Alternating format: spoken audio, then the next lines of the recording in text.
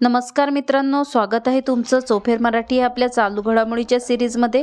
आज आपण 18 जानेवारी 2025च्या चालू घडामोडी पाहणार आहोत। चला तर मग आज सुरुवात करूया आजच्या पहिल्या प्रश्नाला। प्रश्न क्रमांक पहिला, नुकतेच पुरातत्व प्रायोगिक संग्रहालयाचे उद्घाटन कोणत्या शहरात झाले? वडनगर येथे।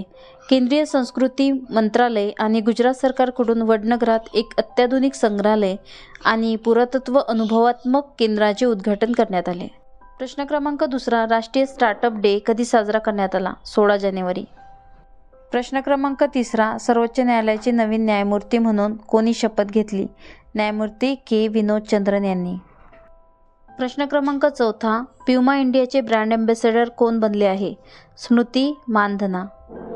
प्रश्न क्रमांक पाचवा, QS world future skill index अंतर्गत फ्युचर ऑफ वर्क श्रेणीमध्ये भारताचा क्रमांक काय आहे? दुसरा। प्रश्न क्रमांक सहावा, कोणत्या शहरात इंडिया मोबिलिटी ग्लोबल एक्स्पो 2025चे आयोजन केले जात आहे? नवी दिल्ली येथे।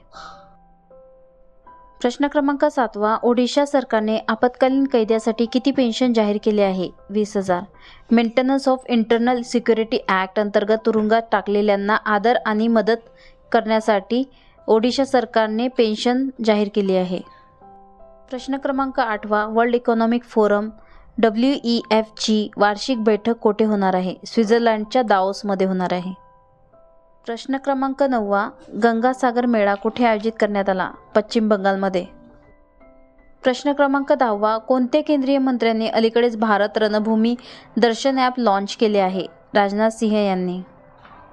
प्रश्न क्रमांक 11, संरक्षण मंत्रालयाने नौदलाच्या मध्यम पल्ल्याच्या पृष्ठभागावरून हवेत मारा करणाऱ्या क्षेपणास्त्रासाठी कोणाशी करार केला आहे? भारत डायनामिक्स सोबत।